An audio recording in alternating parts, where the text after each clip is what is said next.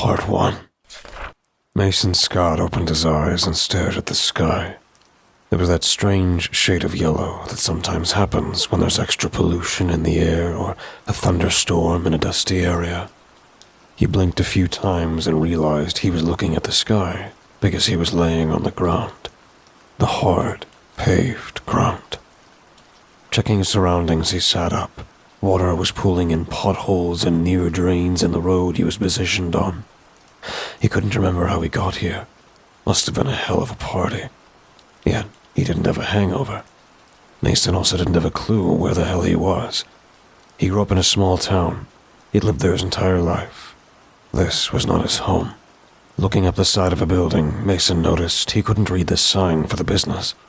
It was in an odd language of shapes and dots. Don't tell me I'm in another country, he thought. Suddenly, he remembered he was sitting in the middle of a road and crab-walked back to the curb. Mason took stock of himself and found that beyond being a little sore, he was in one piece. There was a partially healed cut on each of his palms. He didn't remember that happening. I'm dry. The thought almost flew through his brain before he caught it. A double-checking confirmed it. He was sitting on a wet curb by a wet road with a storm still in progress, and he was dry as a bone. Bringing his arm up to his face, Mason watched as the raindrops fell until just before they hit his arm, then reappeared under his arm and continued to the ground. Did these raindrops just go through me? He silently questioned. Ew. Heart racing in barely suppressed panic, he walked down the sidewalk quickly. A scream scared him out of his skin. Down the street was a woman in a mud-green colored raincoat, walking a tiny dog also in a tiny mud-green raincoat. She was staring at Mason, mouth gathering rainwater. He opened his mouth to call to her, but she screamed even louder, picking up her tiny dog and ran back the way she came. Confused now, he continued down the road the way he'd been heading. None of the buildings on this street seemed to be open. Mason didn't own a watch, and his phone was MIA. There was no way for him to know what time it was. Slinking down a side street, he saw a rundown building. The crumbled sign still had some more of those symbols on it. A brick on the outside of the severely old building was breaking into dust all around it. Turning the knob, he found it unlocked. He stepped inside to find it was a small, empty warehouse. In the back corner was a small office. He headed in that direction first. Mason was glad to be out of the crazy rain. Everything outside also had a yellow tint.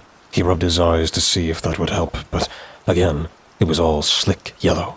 The jeans and dark blue t-shirt he last remembered putting on were 2 shades of sickly green. The office held no real surprises. There was a beat-up desk, a bare-bones chair, an extremely old computer, and some rusty filing cabinets, one of which was tipped over and laying against the one next to it. He sat in the chair and attempted to rack his brain into submission.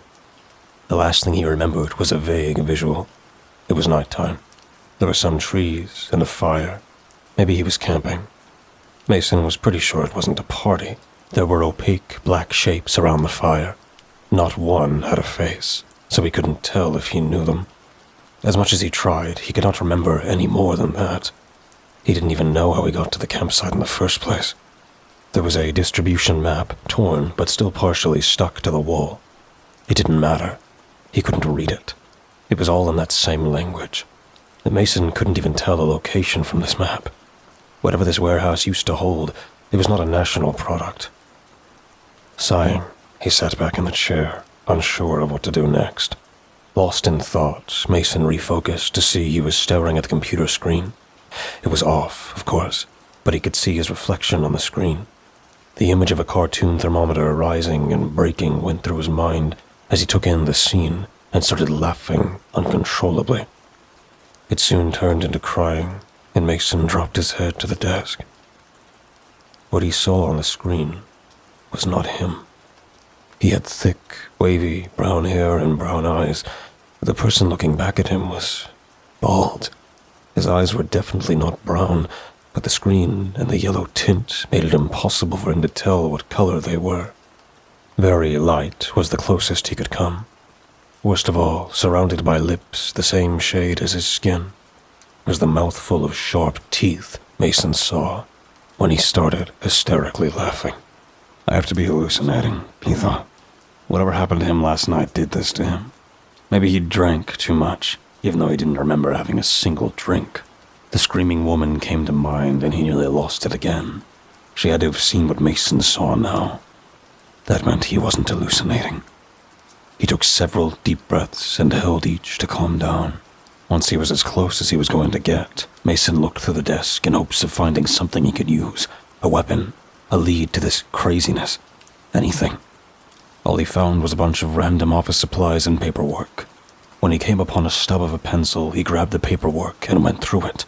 He piled all the blank pages together and started writing. He didn't even get to finish the first sentence before he realized that what he was writing wasn't in his native language, but in the weird symbols that were everywhere. Mason was writing in a language he didn't even know, but that wasn't true anymore. He could read what he wrote. The symbols now made sense. How? He questioned, but had no answer. Mason took a moment, then wrote a quick side note on his current situation.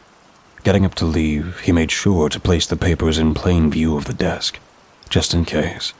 He really needed someone to know what happens to him. If everything was in this odd language, which felt incredibly old, then someone would be able to read it. Staying on the move and hidden, he snuck around the housing areas until evening. Mason found a few that had visible computers or laptops in the living room. Once it was dark, it took 3 houses to find one that didn't have a locked computer or was no longer where he last saw it. Breaking in was easy. He wasn't exactly the best kid growing up. From the laptop he found, Mason discovered he was roughly 150 miles from home. How did I get that far away without knowing it? He thought. It occurred to him that if he could read the language now, he could have looked at the map in the warehouse office. According to the map on the laptop, the forest started in earnest at the south edge of town. This was the direction he needed to go anyway, so he headed that way. The forest would give him the cover he needed to walk during the day. It would take him a few days to walk that far. More likely it would take a week. Mason took some food and water from the house in a plastic bag and hurried toward the woods. He walked late into the night, after the rain had stopped, and sat down under a tree. He had a bite to eat and drink. They tasted off and disgusting. Throwing everything back in the bag, he got up. Aside from not really being all that hungry, he wasn't even tired. The only thing to do was keep moving. He ended up walking for 2 days straight, before he came across another popular center. Most of that time was spent skulking between patches of trees and hiding from passerbys. If his first meeting with another person was anything to go by, stealth was his only option. Slowly, more cars were on the nearby road, and Mason had to wait until nightfall to hunt down another laptop. He needed to know where he was, and if he was still going in the right direction. Being directionally challenged is exactly the wrong thing in this situation, and for all he knew, he had gone miles off course in the 2 days it took him to find civilization. Again, Mason was able to find a house with a computer. As he was studying the map, being on the right course, thank you very much, he heard someone coming down the stairs. He turned the monitor off and tried to dive under the desk, but the man saw him. The man yelled, "Hey!" Mason quickly stood back up and raised his hands, lips firmly closed. "What the fuck?"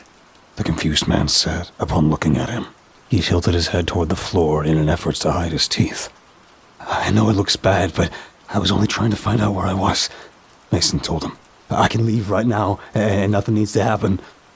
Unfortunately for him, while he looked away from the man, he decided to charge at Mason.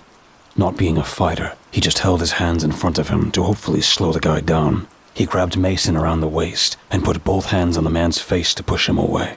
The second his skin touched the man, he gasped and crumbled to the floor. Since the man still had a grip on him, Mason went down with him. The guy let him go when he hit the floor, and Mason scrambled away from his grasp. He laid on the floor, barely moving. Mason dropped his head to the floor and panted heavily. With that skin contact, he got a rush of energy. Mason felt like he was buzzing. Rolling his head in the other man's direction, Mason saw that he was looking a little differently than he remembered when the man first came downstairs. He thought the man had been in his early 30s, but he looked at least 50. Suddenly, Mason was extremely hungry, and he knew what he wanted to eat. He had to get out of there before he did something awful. Mason jumped up and ran for the door. It even felt like he was moving faster. Once outside, he ran a few blocks to the little playground he passed on the way here. The kid's slide was closed over, so Mason could hide in there for now. As he caught his breath, he thought about what happened. I wanted to eat that man. Why? Nothing made sense anymore. He could practically taste the warm, raw meat and feel the blood dripping down his face. After he calmed his shaking, Mason decided he needed to go about things differently. Once again checking houses, he found what he was looking for. A cell phone sat charged on a kitchen counter. He broke through the patio door and took it. The battery was only half full, but that should be enough. He pulled up the map when he found safety back in the slide. According to the map, he was about 2/3 of the way there. It was time to go again. Mason went back to the woods, where he had left his mostly useless items, and grabbed the bag. It was hard to part with real food and water, even though he evidently didn't need it. As Mason got closer to his hometown, he began to notice little fires in the woods. It sparked a brief memory of sitting around that fire with a group of people he didn't know. He wondered again if they had anything to do with his current predicament. It made him think about those poor people he came into contact with before. Shaking his hair to dislodge the awful thoughts, Mason crept toward the closest fire. He stopped when he could hear them speaking. Peeking through the trees until he could see the group, he could hear the conversation being had between the 6 people there. I don't know what we're going to do if we can't find them, one of the men said. We covered like 20 miles, the woman next to him said. If we didn't find him by now, he's probably dead. The first man laughed. Of course he's dead. The woman glared at him and pushed him out of his seat. He knocked his head against the ground and stopped laughing with a curse. The point, another man across the fire interjected, is that we don't even know if the ritual worked. We could be looking for someone who no longer even exists. The first man stood up and rubbed his head. You tell the high priest that. See what he says. I don't know about you all, but I'd rather keep looking.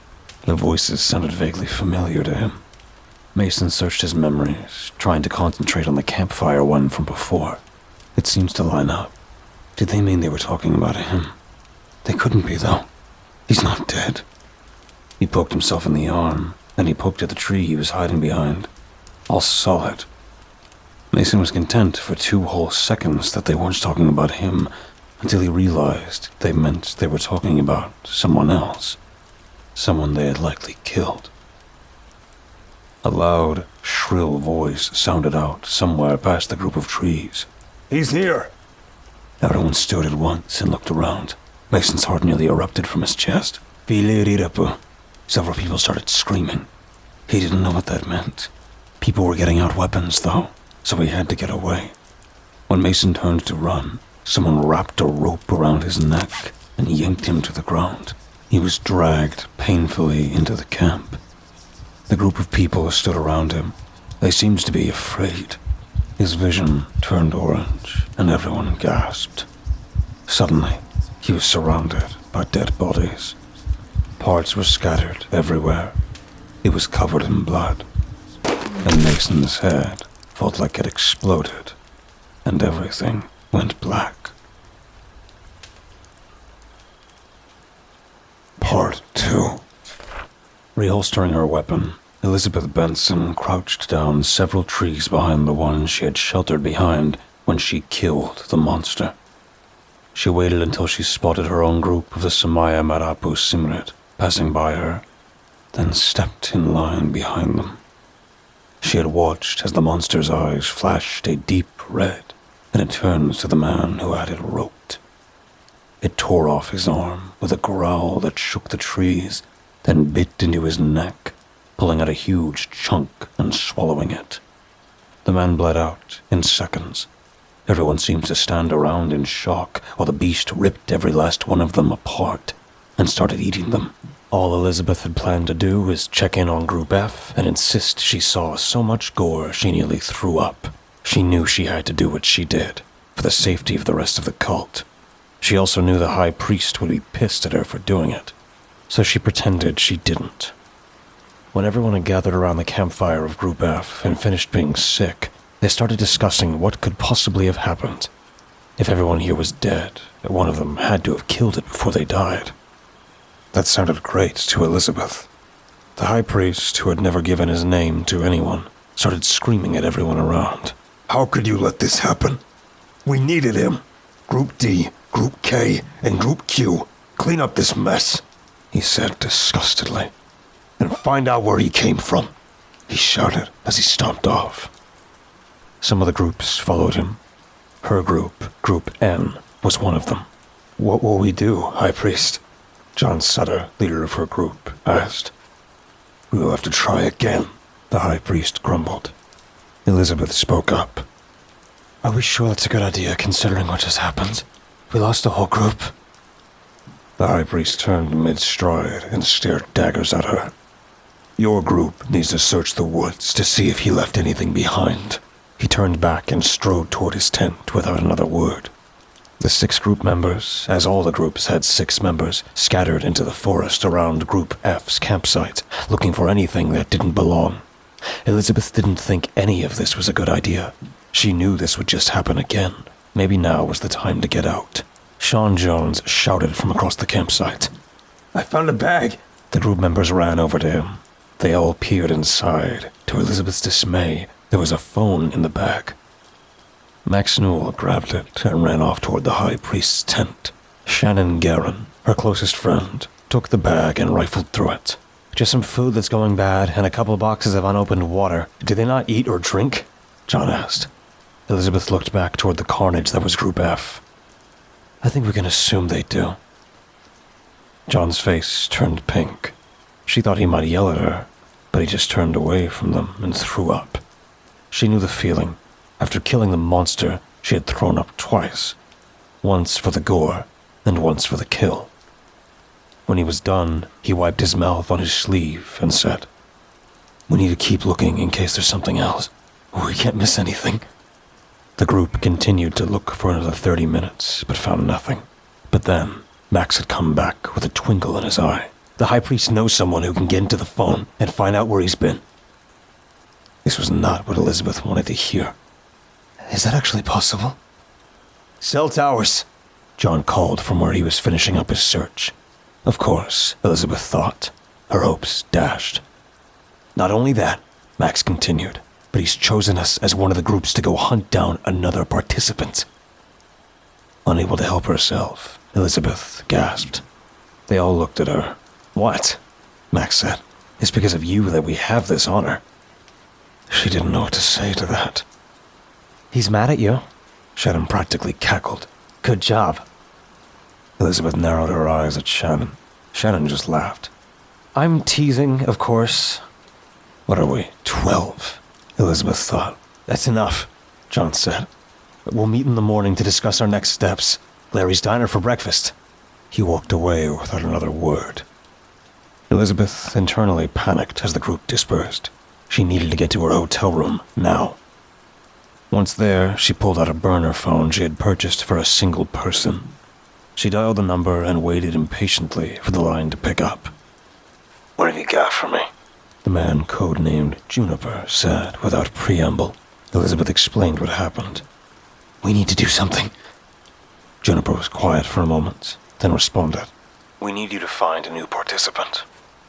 Stunned, Elizabeth nearly cried. What? Why? You said you're meeting with your group in the morning, right? The Federation needs the criteria for picking a participant. We also need to know when the ritual will take place. These people are murdering innocents. We have to watch the ritual in order to rescue the participant and arrest everyone. Are you going to arrest me? Elizabeth asked, shakily.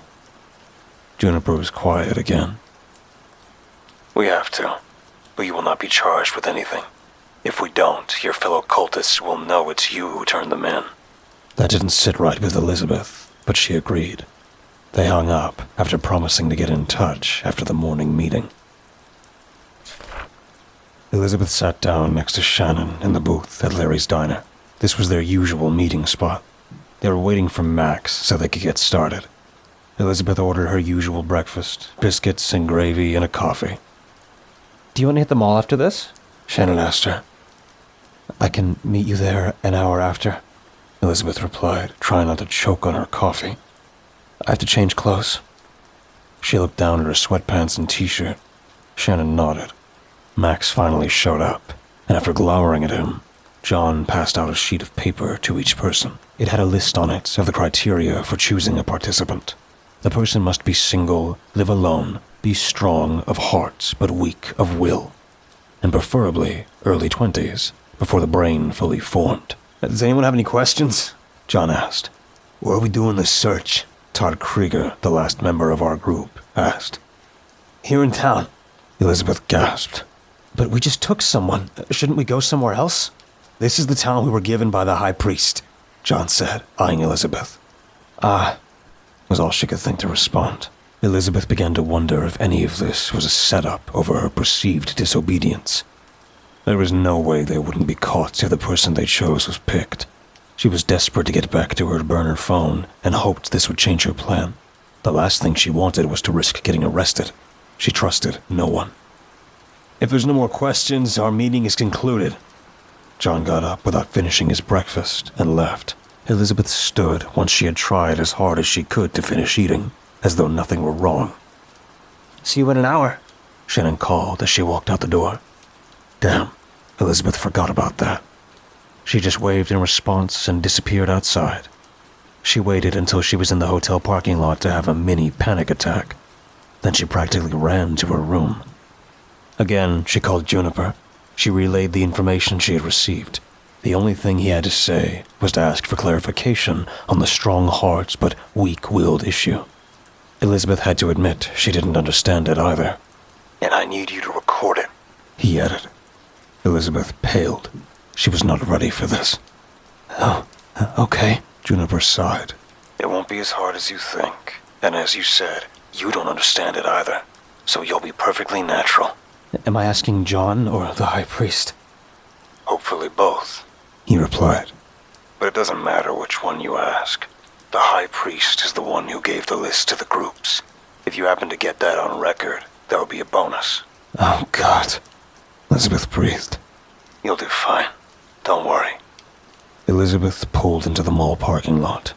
She wasn't up for this after learning what she had to do, but she had to act normally.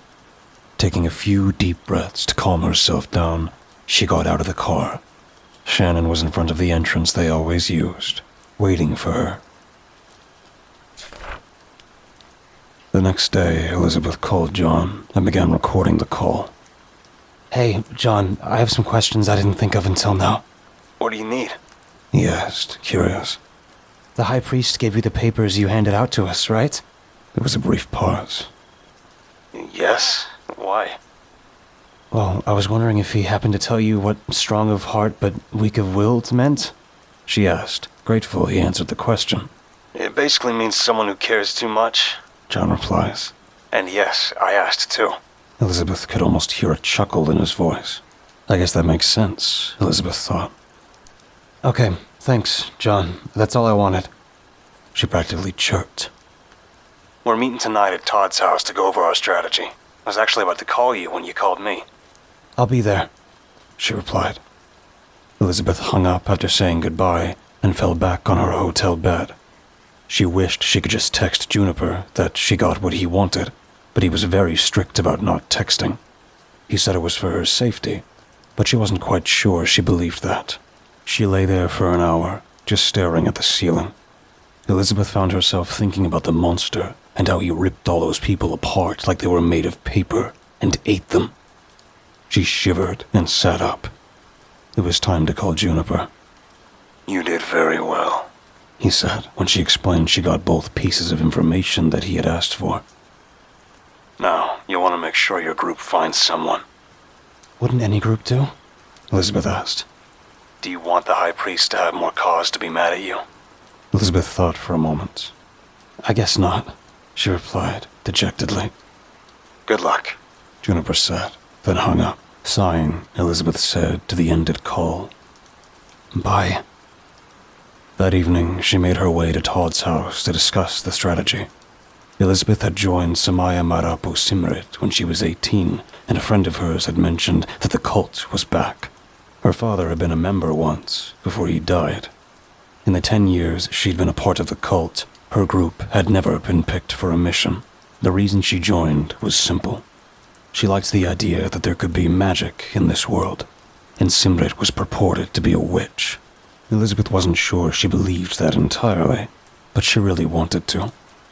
When she found out they were going to kill a young man, she went straight to the FBI and was put in touch with Juniper. It was too late to stop this ritual, but she knew it was only a matter of time before they tried again. She just didn't realize it'd be so soon. Todd opened the door and welcomed her in. Again, they were waiting on Max, but John wasn't there yet either. She took the drink that was offered to her and sat next to Shannon on the couch. "This is exciting," Shannon whispered to her. Elizabeth just nodded. The doorbell rang again, and Max was at the door. He looked around. "Where's John?" Todd responded. "He had a meeting with the High Priest before this. It's probably running long." They waited about half an hour before John finally came in.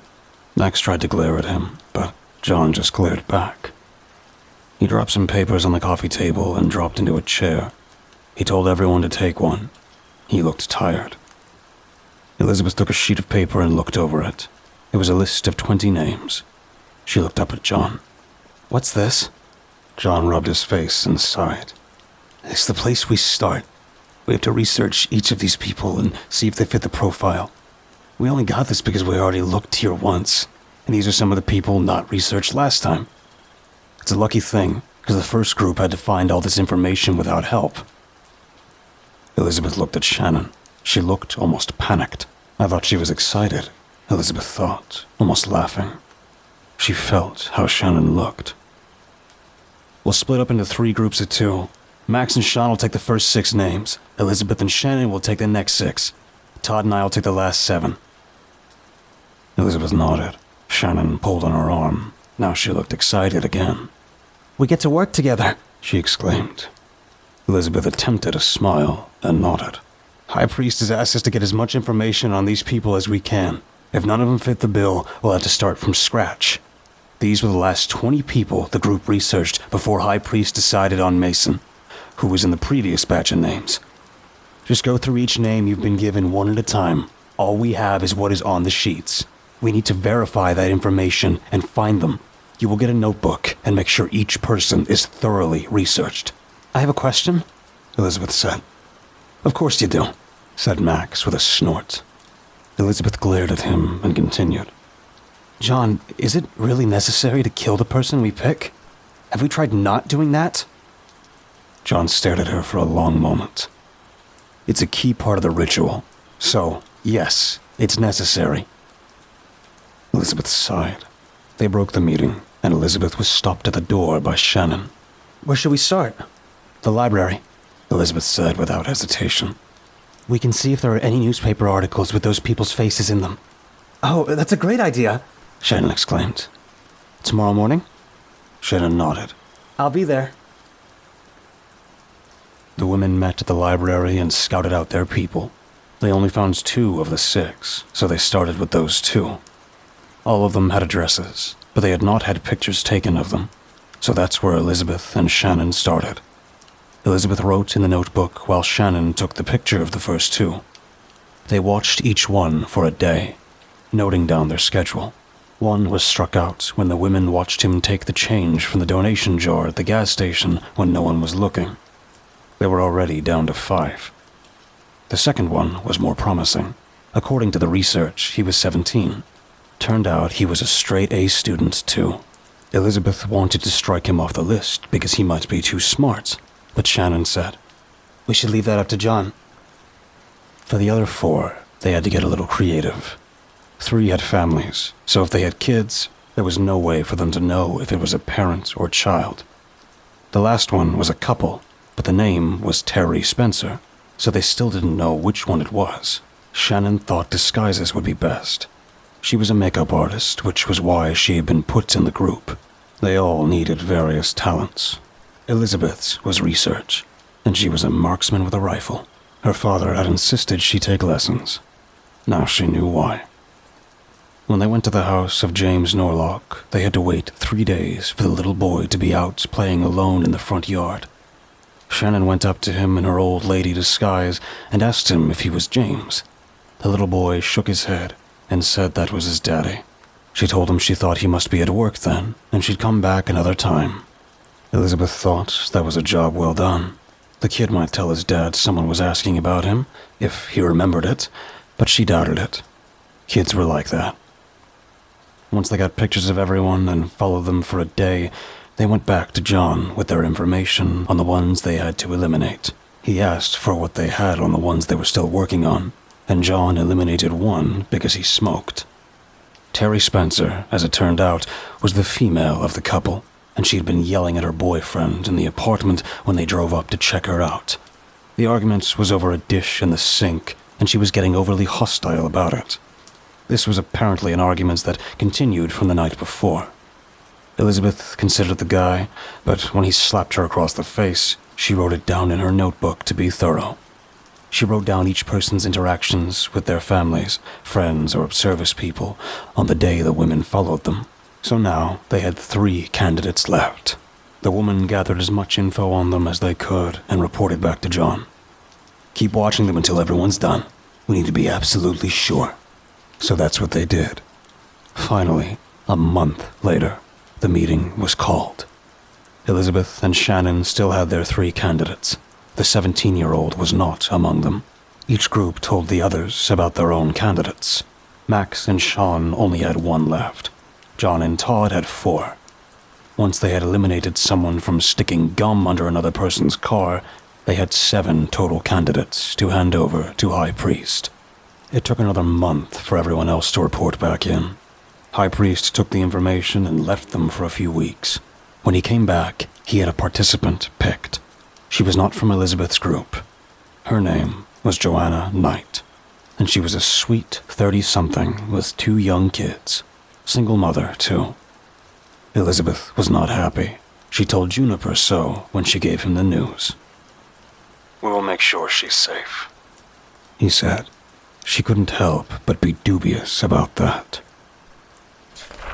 The night of the ritual finally came. As before, they had a feast at the campfires before they brought Joanna out of the tent set up specifically for her. Elizabeth might have been imagining it, but she thought High Priest looked at her too much. He just stared, and when she turned her head in his direction, he looked away. Then it was time. They brought Joanna out in ropes and pushed her down in front of the bonfire. They had fed her the special concoction that only High Priest knew the ingredients of. Joanna was loopy, drugged, and didn't know where she was. Elizabeth couldn't tell if the FBI was out in the woods, but she really hoped they were. High Priest rubbed some kind of gray paste on her. She was laying in a cot near the fire. "As with Isabel, so with you."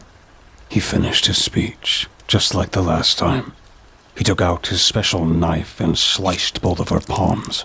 "You belong to us now." The woman coughed. As the paste heated up, it seeped into her skin, reacting with the concoction she had been given. The paste smelled awful, and it was going to kill her. Elizabeth cried quietly to herself. Finally, the FBI came running out of the trees right before the High Priest was about to step back and say a short prayer to Simrit. Everyone was in cuffs within a minute, and the woman was whisked away in an ambulance. Elizabeth hoped they could save her. There were so many agents running around, she couldn't believe it. High Priest stared at her again, a strange smirk on his face. "I poisoned your food?" he said, as she collapsed to the ground.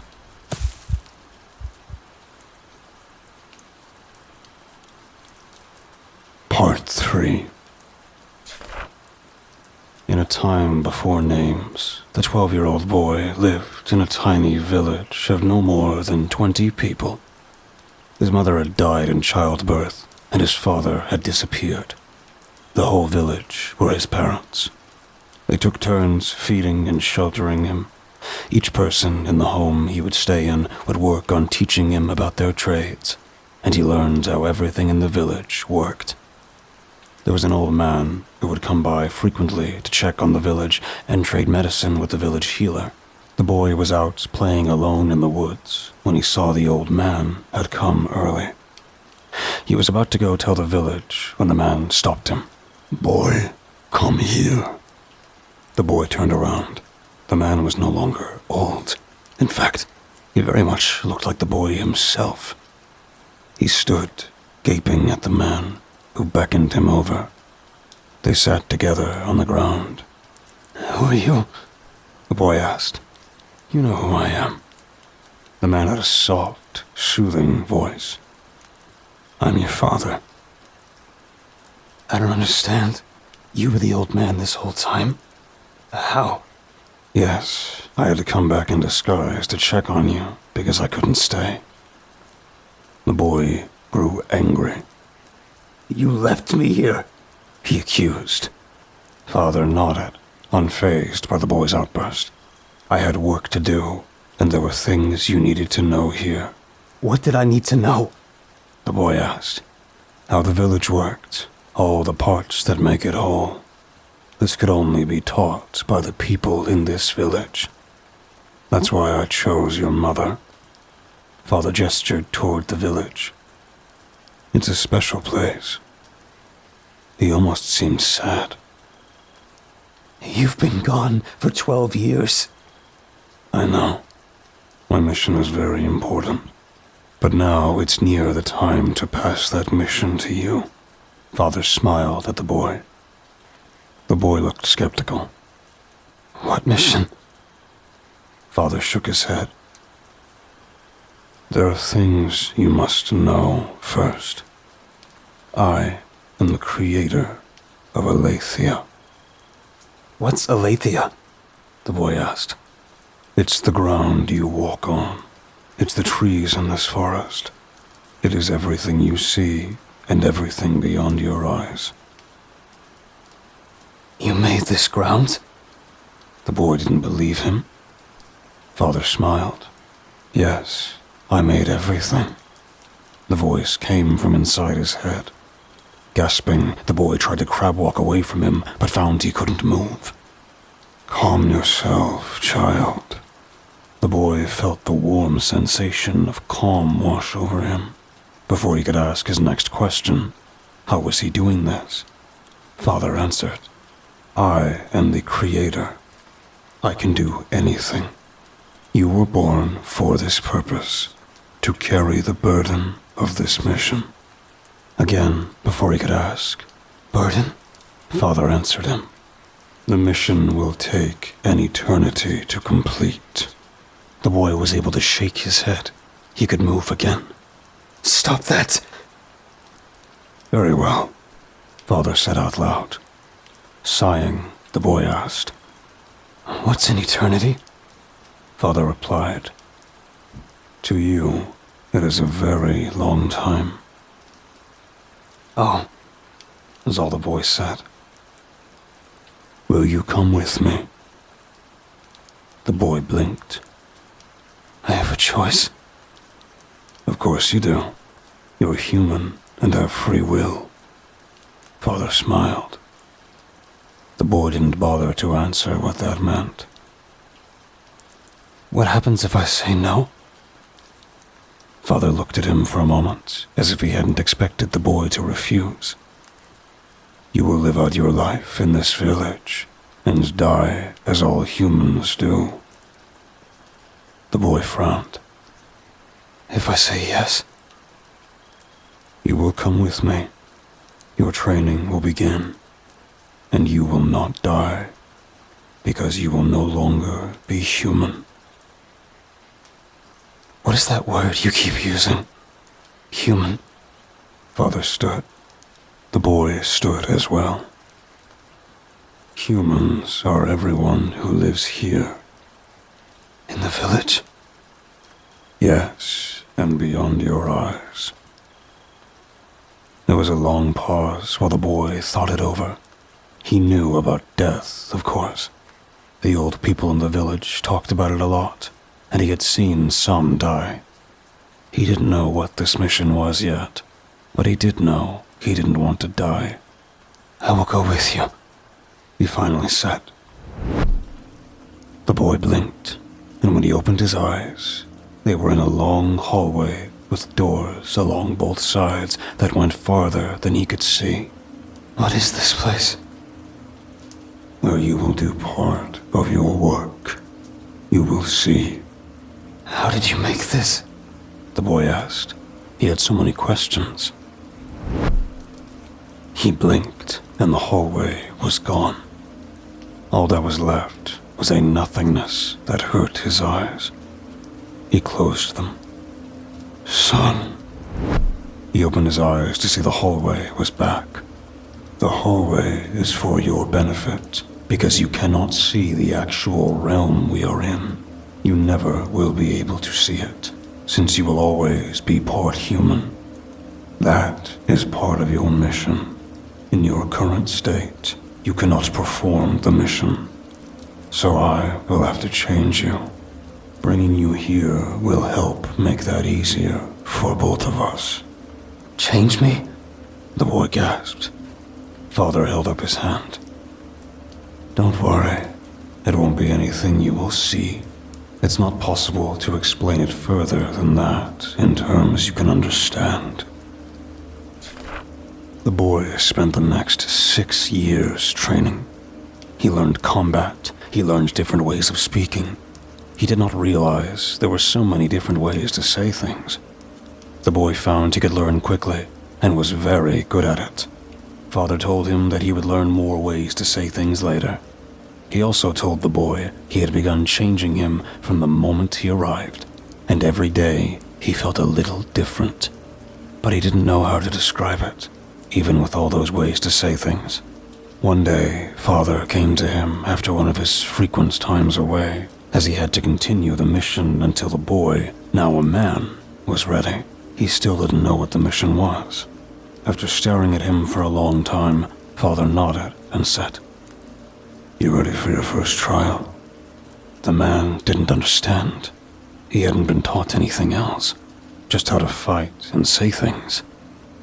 What do I have to do? If I've done things right, Father chuckled, and I always do.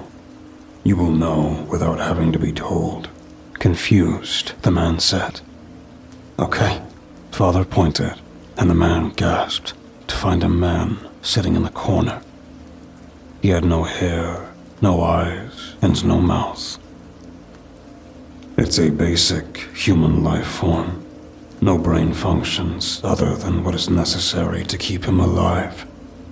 He will die, painlessly, shortly. The man nodded and moved toward the sort of man at Father's request. When he got close to the body, he began to feel the body's heartbeat in his bones. It was slowing down. The man stood over the body, waiting. When the heartbeat stopped, the man found himself thrusting his hand into the body's chest. There was no blood. It was as if his hand had gone through the body. He felt what he was looking for, and it seemed to softly hum in his hand. He pulled it out of the body and saw that it was a small orb of green light. The man didn't know what to do with it. He looked at Father, who was grinning.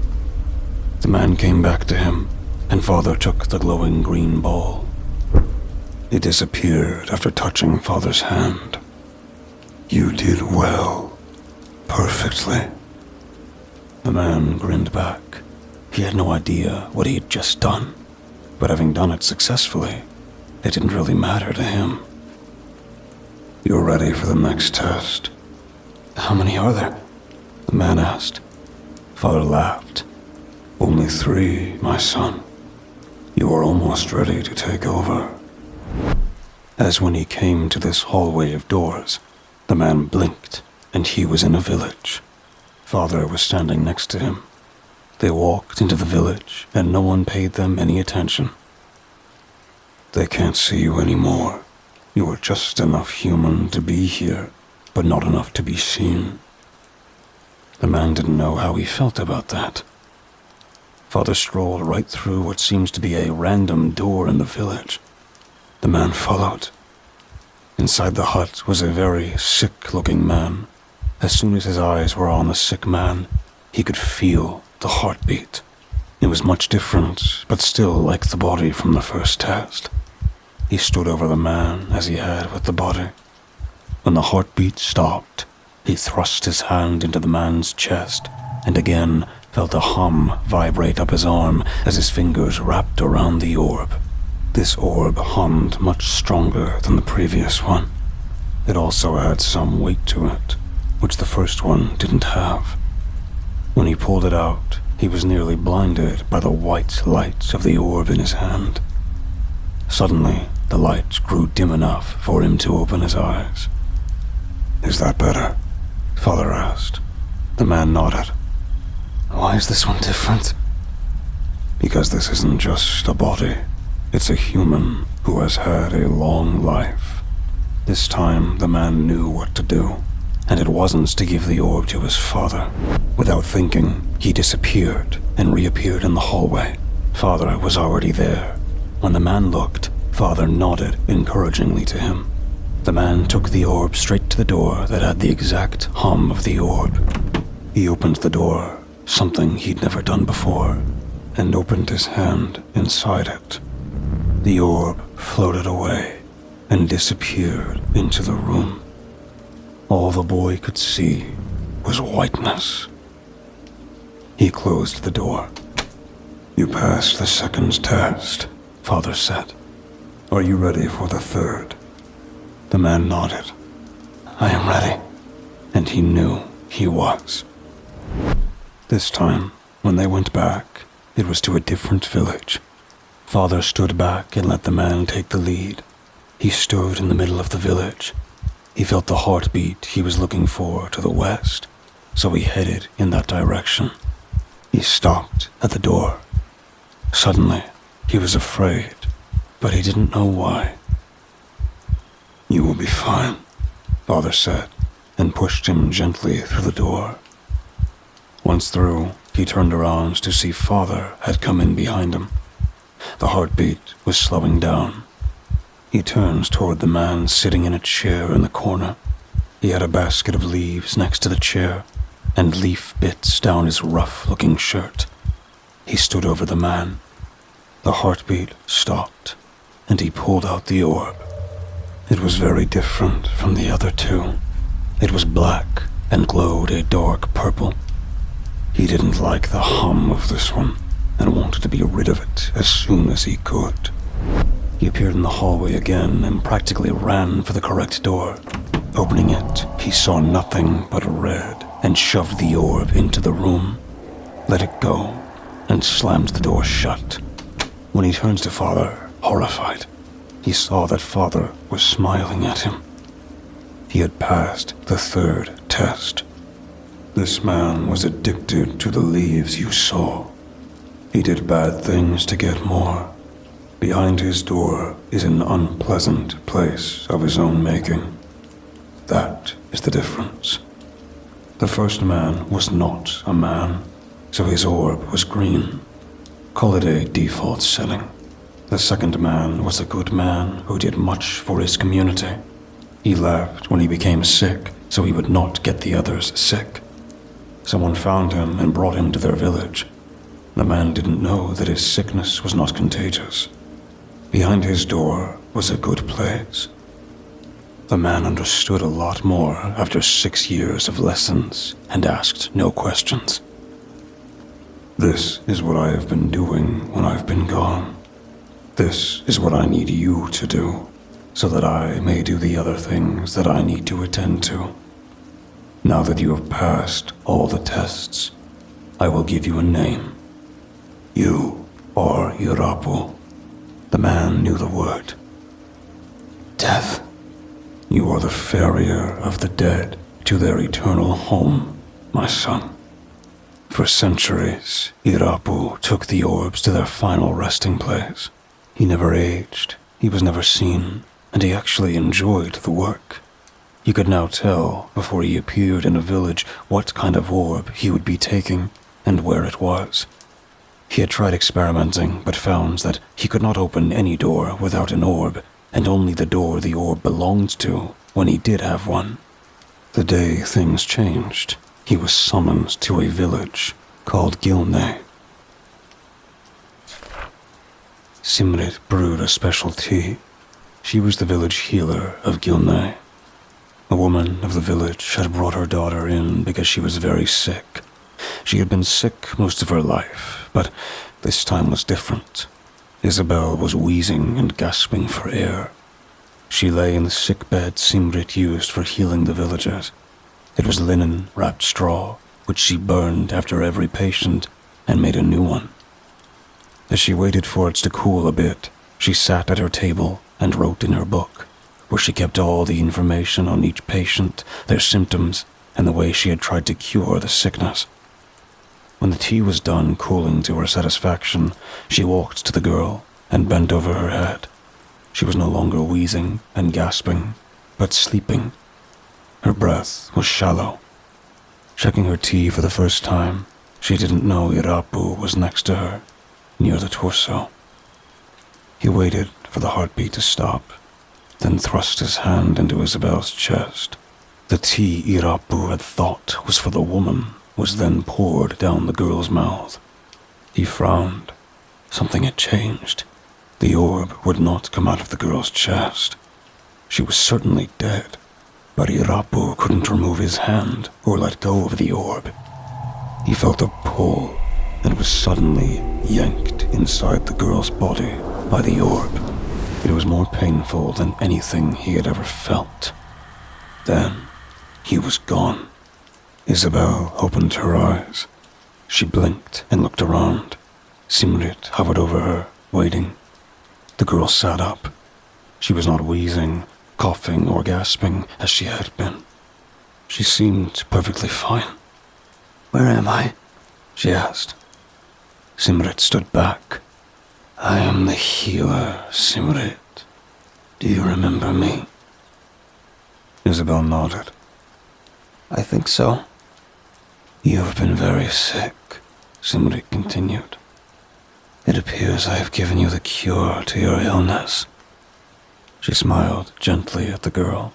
"I remember being sick, but I don't remember coming here." Simrit helped Isabel stand. "Your mother brought you. Can you walk?" Isabel tried, successfully. "I feel fine, better than I've ever felt," Simrit cried with joy. "That is wonderful to hear. Run along to your mother and give her the good news." She reached into a basket and handed her a clutch of dried lavender. "A gift for your family in celebration. Put 2 under each of your pillows tonight, and you will have a wonderful sleep." Isabel took the lavender gratefully and left the healer's home. Simrit all but ran to her table to write down the good news. She had no idea what she had just done. A week later, her door was very nearly knocked down by Isabel's mother. "What have you done?" she screeched. Simrit sat, shocked at her table. She was going over her latest notes on Amal's coughing fits when the woman burst in. "What is wrong, Julia?" "My daughter!" Julia screeched again. "She is not herself anymore." Simrit jumped up and ran to her kettle. "Calm down, Julia, and tell me what is happening." She brewed some calming tea for the woman. Now Julia was crying. "After she came home, she was fine, better than fine. But then she hid in her room for days, and when she came to, she wasn't her anymore." Placing the tea in front of Julia, Simrit sat down. "What do you mean?" Julia didn't even glance at the tea. "Her hair is gone, her skin is gray, and her eyes are red. What have you done?" Someone else banged on the door before Simrit could respond. "Healer, we need you." Simrit looked at Julia, then answered the door. The man in front of her, Sendal, was covered in blood. "Oh," Simrit exclaimed and tried to pull the man inside. He threw her off and said, "It's not me. It's Isabel. She's gone mad, killed her family, and ran off. We can't find her or Julia." "I'm here," Julia said, rushing to the door. She gasped at the sight of Sendal. "What has she done to you?" "This is your husband's blood," he said reluctantly. "Your family, it's terrible. Just terrible."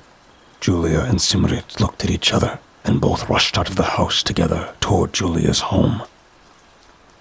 The hut was a bloodbath. Parts of each family member all over the place. Some had been chewed on. Simrit threw up, and Julia followed her.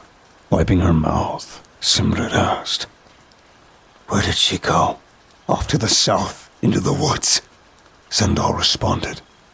Simrit ran into the woods. By the time Simrit found Isabel, it had already gotten dark. She watched as the girl gnawed on a bone. It looked like it was from an animal. Other villagers were out with torches and knives ready to dispatch the killer.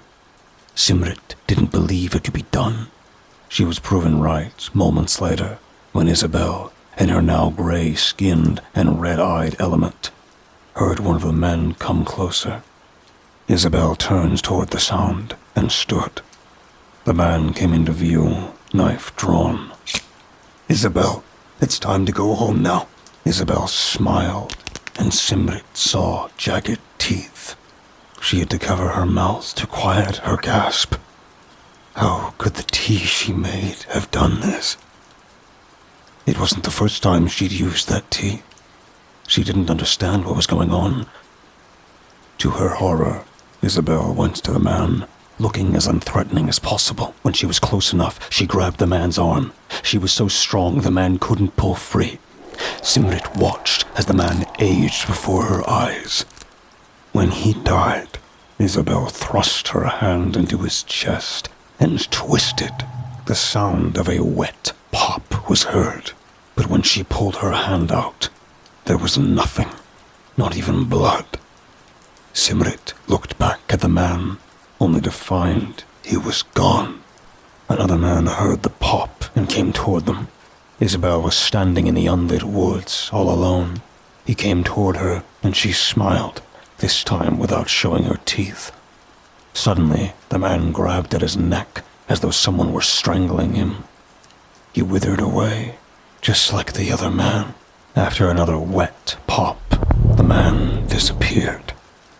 Isabel had been standing there. She hadn't done it. She hadn't done it. Who did? Simrit didn't wait for an answer. She just ran. Once at home, she grabbed her book off the table and went through it, trying to figure out where she went wrong. There was a knock on the door before she could get too far into it. Another villager, whose name Simrit had forgotten, stood at her door. "Healer," she said, "we need you to help us. All the villagers who went into the woods after Isabel have not returned. Some say they started disappearing right before their eyes. I have to research this first. Try to hold her off as best you can. It may take some time for me to understand what happened." Simrit went back to her book, and the woman left. She looked over the ingredients, which she always wrote down as she put them together. There was nothing unusual about the tea. It was meant to stabilize breathing and help the cough. She'd used it before, so she knew it couldn't have been responsible for what happened. Simrit tried to think back to when she gave it to her. She closed her eyes and stood back at the head of the straw bed that she hadn't had time to take out and burn yet. Putting her hands over the straw, she tried to meditate on the slight hum she could feel emanating from the straw bed. It felt old, very old. Simrit gasped. There was only one entity who could be that old. This really was all her fault. She had fed the tea to a dead body, and somehow it changed something. The more she concentrated, the more she could feel that hum coming from next to her as well. Death had come for Isabel, and got more than he bargained for. They had to kill her immediately. She stopped only long enough to write her theory in her book. Then she ran to Nadia's house. Nadia's husband was a well-trained knife thrower. She thought if someone could get to her before she could touch or see them, maybe they would have a chance. Unfortunately, Nadia told her through tears that her husband had gone missing as well. Simrit racked her brain. There were 3 archers in the village who were responsible for gathering meat for the village. Only one was missing. She grabbed them and told them her plan. They agreed. The two men headed toward the carnage, and Simrit heard someone screaming her name. It was the chief of the village. You did this, he roared. You caused all this death. Simrit shook her head. The men are fixing it right now, she cried. You should have been the one to fix it, he responded angrily. I have no choice but to banish you from the village. You will be gone by sundown. Simrit gasped. But chief, she heard someone say as they ran back to her house. They would kill her if she wasn't gone by sundown. She packed away her herbs and medicines and grabbed her book. She ran in the opposite direction, toward the swamp. The archers had found their target and flanked her from as far away as they dared, making sure they were not within each other's line of sight. They each nocked an arrow. They counted to 3, then released. Arrows flying toward their target. One arrow hit her in the back of the head. The other hit her right side. She fell to the ground. When she did, the missing villagers started reappearing, also dead.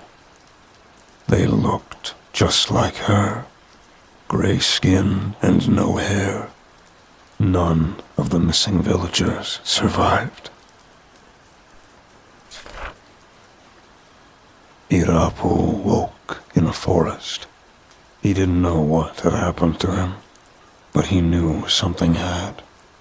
He disappeared back to the hallway of doors.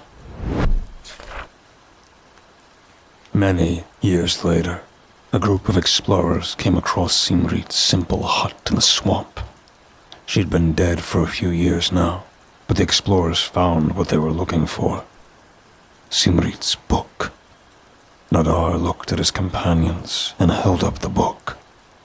Samaya Marapu Simrit begins now, he declared with a grin.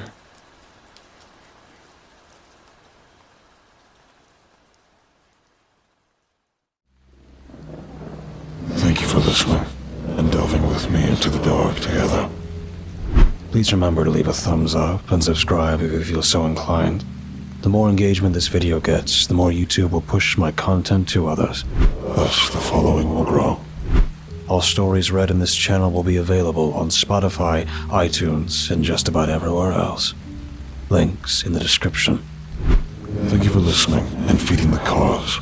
We'll be seeing you